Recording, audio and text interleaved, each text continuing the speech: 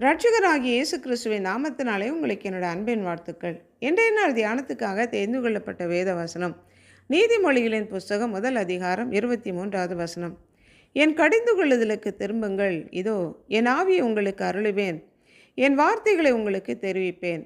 என் கடிந்து கொள்ளுதலுக்கு திரும்புங்கள் என்று கர்த்தர் சொல்லுகிறார்.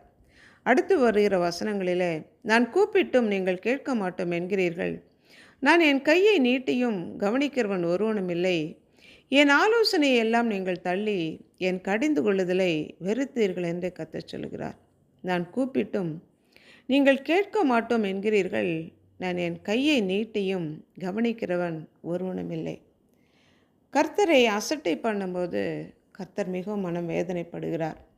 நாம் கர்த்தருடைய வார்த்தைக்கு கீழ்ப்படியாமல் அவர் மேல் நம்பிக்கையாக இராமல் இருக்கும்போது கர்த்தர் நம்மை கடிந்து கொள்ளுகிறார். அவிசுவாசமாய் அவருடைய வார்த்தைகளின் மேலே நம்பிக்கை இல்லாமல் இருக்கும்போது, அவருடைய ஆலோசனை நாம் அசட்டை பண்ணும்போது கர்த்தர் மனம் வேதனைப்படுகிறார்.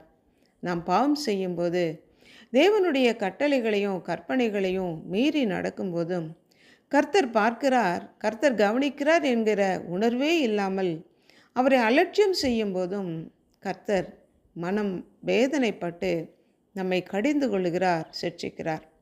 தான் நேசிக்கிற தன்னுடைய பிள்ளையை தகப்பன் சிட்சிக்கிறது போல கர்த்தரும் எவனிடத்தில் அன்பு கூறுகிறாரோ அவனை சிட்சிக்கிறார். யூதா தேசத்து மக்கள் தேவனை விட்டு வழி விலகி சென்றபோது கர்த்தர் பாபிலோன் தேசத்து ராஜாவான நேபுகாத் நேசாரிடம் அவர்களை ஒப்பு கொடுத்தார். இந்த நேபுகாத் நேசர் ராஜா யூதா தேசத்து ராஜாவை பட்டத்திலிருந்து இறக்கி அவன் சிறிய தகப்பனான சிதேக்கியாவை ராஜாவாக்கி கப்பம் கட்டும்படி செய்தார். அந்த நாட்களிலே எரேமியா தீர்க்கதரிசன் மூலமாக கர்த்தர் கொடுத்த ஆலோசனையை அவன் ஏற்றுக்கொள்ளாமல் பிரபுக்கள் சொன்ன ஆலோசனையும் தன்னுடைய இஷ்டத்தின்படி அவன் நடந்ததுனால அவனுடைய கண்களுக்கு முன்பதாகவே அவனுடைய பிள்ளைகள் கொல்லப்பட்டார்கள். சிதேக்கியா ராஜாவுடைய கண்கள் குருடாக்கப்பட்டவனாய் அவன் பாபிலோன் தேசத்துக்கு சிறைபிடிக்கப்பட்டு போனான். அவன் கர்த்தருடைய ஆலோசனையை மீறி நடந்ததுனால ஜனங்கள் எல்லாரும் சிறைபிடிக்கப்பட்டு போனார்கள். இவன் திரும்பவுமாக இந்த தேசத்துக்கு வந்து சேர முடியவில்லை.